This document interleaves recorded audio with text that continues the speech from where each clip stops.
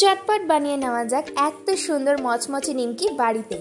প্রথমে আমি 250 মতো ময়দা নিয়ে নিয়েছি, আর এখানে স্বাদ মতো নুন দিচ্ছি, 1 চিমটি বেকিং সোডা দিয়ে দিলাম, তারপরে অল্প করে রিফাইন তেল দিচ্ছি। এর তেলের জায়গায় যদি ঘি দেওয়া যায় তাহলে টেস্টটা কিন্তু আর একটু বাড়তে পারে।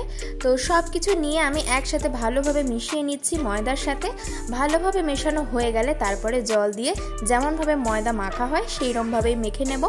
বেশি নরমও করব না, আবার বেশি শক্তও করব না, মিডিয়ামভাবে মেখে আমি আধা ঘন্টার জন্য মেখে রেখে দিলাম। এরপরে আমি বেলে নেব। যত পাতলা করে বেলতে পারবে ততই কিন্তু নিমকি দেখতে সুন্দরও হবে এবং খেতেও মচমচে হবে।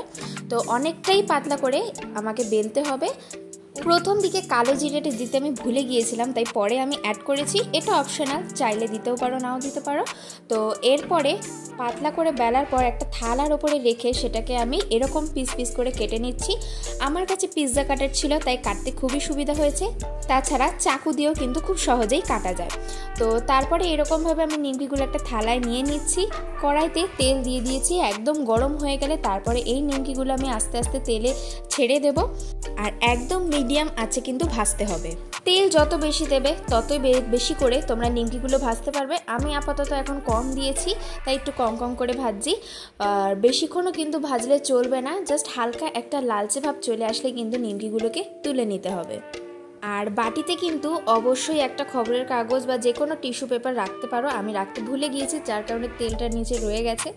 তো আমার মুচমুচে নিমকি রেডি।